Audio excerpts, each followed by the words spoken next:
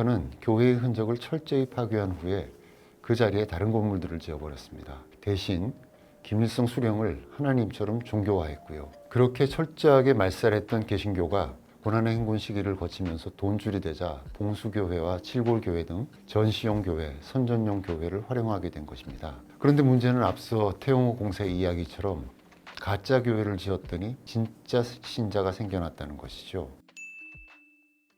가짜 교회를 만들었더니 진짜 신자가 생기더라. 지난 2018년 출간돼서 베스트셀러가 된 태용호 전 영국 주재 북한 공사의 책이 있습니다. 3층 서기실의 암호라는 제목의 책이었습니다. 이 책은 북한 엘리트 출신이 자신이 겪은 북한 체제를 낱낱이 털어놓고 비판했다는 점에서 당시 큰 관심을 끌었죠. 그래서 베스트셀러가 됐고 이후 태 씨는 국회의원도 역임했습니다. 당시 저는 그 책 내용 가운데 앞서 말씀드린 가짜 교회, 진짜 신자 부분을 읽고 깜짝 놀랐습니다. 저도 북한에는 가짜 신자들만 있는 줄 알았었거든요. 1980년대 후반 북한은 종교의 자유가 있는 것처럼 선전하려고 평양에 봉수교회, 칠골교회와 장충성당을 지었습니다. 당시 대한민국은 88 서울올림픽을 성공적으로 개최하면서 남북한 간 체제 경쟁에서 확실히 앞서 나가기 시작했지요. 북한은 구소련과 동구사회주의가 무너지면서 외교적으로 고립됐고요. 그런 상황을 타개하고 종교의 자유가 있는 것처럼 선전하기 위해 교회와 성당을 지었던 것입니다. 1989년에는 평양에서 세계 청년학생 축전이라는 것도 열기도 했지요. 당시 임수경 씨가 참석해서 국내로 화제가 되기도 했습니다. 그리고 불교의 경우에는 2000년대 들어서 금강산의 신계사와 개성의 영통사를 각각 남한의 조계종과 천태종의 지원으로 복원하기도 했습니다. 태용호 씨에 따르면 봉수교회와 장충성당엔 신앙이 전혀 없는 진짜 빨갱이들로 신자석을 강제로 채웠다고 합니다. 그런데 시간이 흐르면서 변화가 생겼다지요. 그 사람들이 설교를 듣고 찬송을 부르면서 진짜 신자가 되어갔다는 것입니다. 또 예배 시간이면 예배당 밖에서 찬송을 들으면서 체보하는 음대생, 예배 시간에 괜히 할 일 없이 근처를 배회하는 사람들도 생겼다고 합니다. 신앙심이 없는 사람들을 대상으로 보여주기 용도 신자를 만들었는데 진짜 신자가 되고 주변까지 번졌다는 이야기입니다. 북한은 형식적으로는 종교의 자유를 허용하고 있습니다. 마치 국호에 조선민주주의 인민공화국이라며 민주주의를 넣은 것과 마찬가지이죠. 개신교 단체로는 조선 그리스도교 연맹, 약칭 조그련이 있습니다. 재미있는 점은 조그련의 주요 인물들이 김일성과 집안이 가까운 사람들이라는 것입니다. 김일성의 모친 이름은 강반석입니다. 반석이란 이름에서 뭔가 느껴지시죠? 맞습니다. 바로 베드로입니다. 원래 김일성 집안은 개신교 집안이었습니다. 강반석의 부친, 즉 김일성의 외조부인 강돈욱은 장로교회의 장로였습니다. 조그련의 초기 멤버 가운데 강량욱 목사라는 사람이 있는데 이 사람은 김일성의 모친 강반석의 숙부라고 합니다. 숭실 전문가, 일본 주호대 예과를 나오고 평양 장로교 신학교를 졸업하고 목사 안수도 받았다고 합니다. 그는 설교도 잘했다고 합니다. 하지만 그런 재주를 북한에서 개신교가 말살되도록 하는데 사용했습니다. 이후로도 조그련 위원장은 그의 아들 강영섭과 손자 강명철이 대대로 맡아오고 있습니다.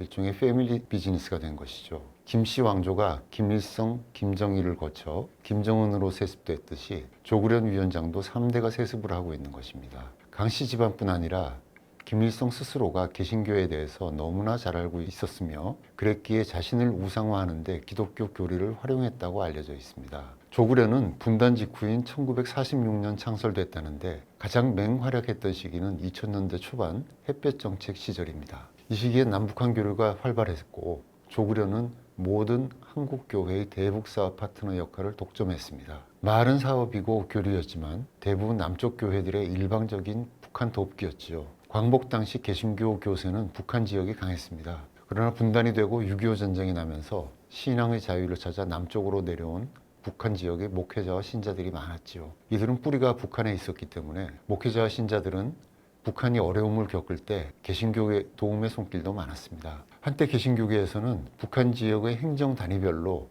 하나씩 남한의 교회가 담당 지역을 맡아서 장차 통일이 되었을 때 그 지역의 전도를 맡자는 이야기까지 나올 정도였습니다. 여의도 순복음교회는 평양에 심장병 전문병원을 짓기로 약속하고 기초공사까지 마쳤으며 학교, 식료품 공장, 농사기술 전수 등 여러 분야에서 남한교회의 지원이 이루어졌습니다. 한국교회의 지원을 받는 창구, 즉 돈을 벌어오는 역할을 했으니 조구려는 북한 정권 입장에서 보면 효자 노릇을 했겠지요. 이럴 때 평양 시내에 봉수교회, 칠골교회 등 지원시형 교회가 활용됐습니다. 지원을 위해서 평양을 방문한 남측 교계 인사들이 예배드릴 공간을 제공한 것이죠. 원래 평양에는 한국 개신교 역사에 큰 획을 기운 교회들이 많았습니다. 1907년 평양 대붕에 요람이 된 장대현 교회와 산정현 교회 등이 그렇습니다. 장대현 교회는 현재 평양 학생소년궁전 자리에 있었던 것으로 알려졌습니다. 앞서 태영호 공사 말씀을 드렸는데요. 지난 2018년 인터뷰 때 태 씨는 전쟁 후까지 남아있던 교회 예배당을 북한 정권이 다 부수었다고 말했습니다.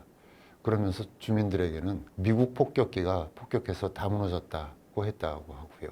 동구권에서는 공산주의가 집권했어도 교회 건물을 부수지는 않았습니다. 지금도 동독 지역이었던 드레스덴 등에 가면 옛 교회 건물들을 볼 수 있죠. 종교개혁과 루터의 흔적이 대부분 동독 지역에 남아있는데요. 지금도 그 지역을 가보면 교회들이 그대로 남아있는 걸 볼 수 있습니다. 그렇지만 북한은 교회의 흔적을 철저히 파괴한 후에 그 자리에 다른 건물들을 지어버렸습니다. 대신 김일성 수령을 하나님처럼 종교화했고요. 헌법에는 종교의 자유를 적어놓았지만 노동당 규약엔 오직 김일성, 김정일 사상만 있다고 부인하고 있답니다. 그렇게 철저하게 말살했던 개신교가 고난의 행군 시기를 거치면서 돈줄이 되자 봉수교회와 칠골교회 등 전시용 교회, 선전용 교회를 활용하게 된 것입니다. 게다가 북한 입장에서는 개신교계가 천주교나 불교에 비해서는 상대하기가 좋았을 것입니다. 왜냐하면 개신교는 교단과 교회별로 접근할 수 있었기 때문이지요. 즉 개신교는 교단과 교회별로 자율성이 많고 나뉘어 있기 때문에 서로 경쟁을 유도할 수도 있었습니다. 그렇게 북한은 여러 교단과 교회로부터 지원을 이끌어낼 수 있었던 것입니다. 그런데 문제는 앞서 태용호 공사의 이야기처럼 가짜 교회를 지었더니 진짜 신자가 생겨났다는 것이죠. 태용호 씨는 귀순한 후에 교회 목사님들을 많이 만났고 간증도 많이 다녔습니다. 그럴 때마다 들었던 질문이 진짜 신자, 가짜 신자 이야기였답니다. 그는 한국 목사님들이 늘 묻는 게 북한에 있는 신자가 진짜냐 가짜냐 이다 라고 말했습니다. 태용호 씨는 겉보기에는 가짜 신자처럼 보이지만 내면은 진짜 신자라고 말했습니다. 그래서 한때는 조구련을 통해서 남한 목사들에게 교회를 많이 지어달라고 부탁을 하기도 했었는데 진짜 신자가 생겨나는 것을 알고부터는 중단시켰다고 합니다. 저는 탈북한 분들로부터 개신교와 북한 체제는 참 많이 닮았다. 수령님을 하나님으로만 바꾸면 그대로 기독교, 즉 개신교가 된다. 그래서 탈북민에게 개신교와 예배 형식은 덜 낯설다는 이야기를 듣곤 했습니다. 그 이야기를 태 씨에게도 물어보았습니다. 그랬더니 거의 비슷한 답이 돌아왔습니다. 기독교 예배와 북한의 정치 집회도 방식이 비슷하다는 설명이었습니다. 처음에 노래 부르고 말씀을 듣는다. 예배에선 성경 말씀을 봉독하지만 북한에선 김일성, 김정일 말씀을 듣는다. 다음이 참회, 북한 용어로는 생활총화를 한다는 것입니다. 기독교 예배는 2000년을 이어온 형식이죠. 그렇다면 어느 쪽이 모방한 것이지는 설명이 필요 없겠죠. 태 씨는 여러 종교 가운데서도 김씨 왕조가 가장 무서워하는 것은 개신교라고 했습니다. 김일성 집안이 개신교 집안이라 개신교의 속성을 너무도 잘 안다. 기독교를 그대로 두면 권력 세습을 이어갈 수 없다는 것을 알았던 것이라고 말했습니다. 여기서 한 가지 예를 말씀드리겠습니다. 몇 년 전 극동방송을 방문했다가 북한 주민이 중국을 통해서 보내온 편지 한 통을 읽고 크게 감명을 받은 일이 있습니다. 편지는 시작을 존경하시는 땡안아 언사께라는 문장으로 시작했습니다. 여러분들께서는 제가 발음을 해서 읽어드리니 아나운서라는 게 무슨 뜻인지 짐작하셨겠죠. 그러나 저는 처음에 글씨로 적은 아나운서를 보면서 이게 무슨 뜻이지? 하면서 잠시 고개를 갸우뚱했습니다. 바로 아나운서라는 뜻이죠. 공산권 선교방송인 극동방송 프로그램 중엔 새벽 시간 성경과 찬송을 천천히 읽어주는 프로그램이 있습니다. 그 편지는 북한의 청취자들이 이 프로그램을 들으며 받아 적고 있다는 내용이었습니다. 이 편지에서 청취자는 비록 방송을 듣는 사람이 없는 것 같을지라도 은밀한 가운데 곳곳에서 청취하는 이들이 있을 것이라면서 찬송가를 방송에 보낼 때 받았을 수 있도록 1절만이라도 한자 한자 천천히 불러줄 수 없을까요? 라고 부탁하고 있었습니다. 앞서 말씀드린 아나운서도 그렇게 받아 적은 것이죠. 극동방송에서는 북한 청취자들이 찬송가뿐 아니라 성경도 받아 적어 책으로 만들어 몰래 숨어 읽고 있을 것으로 짐작하고 있습니다. 개신교뿐 아니라 천주교, 불교에서도 경전을 베껴 쓰는 필사의 전통이 있습니다. 시중에는 필사를 위한 노트도 많습니다. 그런데 지금까지 제가 온 필사본들은 인쇄된 성경을 베껴 쓰는 것이었습니다. 그 필사 성경들도 대단한 감동을 불러일으킵니다. 그러나 숨어서 신앙생활을 하는 북한의 신자들에게 베껴 쓸 성경 자체가 없는 경우가 대부분이죠. 성경을 소지하고 있다가 적발돼 처형당했다는 뉴스도 요즘도 간간히 들려옵니다. 북한의 그림자 신자들은 라디오 방송을 들으면서 받아 적어 성경과 찬송가집을 만들고 있겠지요. 아마도 전 세계적으로 이렇게 받아쓰기 성경을 만드는 경우는 북한 주민들밖에 없지 않을까 싶습니다. 캄캄한 새벽에 불빛이 밖으로 새어나가지 않도록 커튼을 치거나 이불을 뒤집어 쓰고 라디오 볼륨을 줄인 상태에서 찬송가를, 성경을 한 글자씩 한 글자씩 받아 적는 그 모습이 눈앞에 그려집니다. 도대체 어떤 간절함이 그들을 새벽에 라디오 앞에 앉게 만들었을까요? 그렇게 라디오 방송을 듣고 성경을 받아 적는 상황에서도 기독교 신앙을 받아들이는 경우가 있다니 기적 같은 일이 아닐 수가 없습니다. 통일이 되면 아마도 이런 라디오 들으며 받아 쓴 성경 전시회가 열리지 않을까 하는 생각도 하게 됩니다.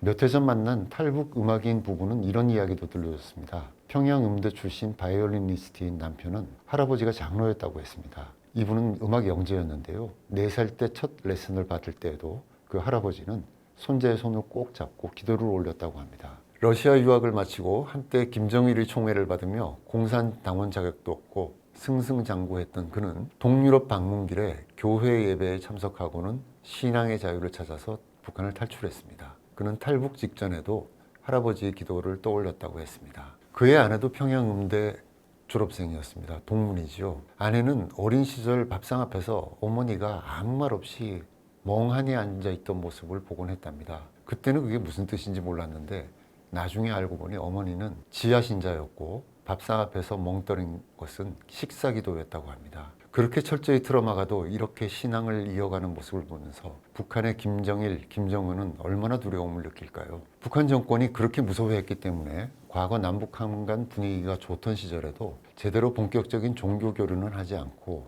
일방적으로 지원만 받으려고 했던 것이죠. 종교 교류가 많아지면 진짜 신자들이 자꾸 생겨날 테니까요. 그랬던 개신교계의 지원도 북한이 연이어 핵과 미사일을 개발하고 실험하면서 대북 제재가 강화됐고 이제는 완전히 끊긴 상태입니다. 개신교계 인사들은 남한교계의 지원이 끊기면서 조국련도 사실상 존재감이 없어진 상태라고 말합니다.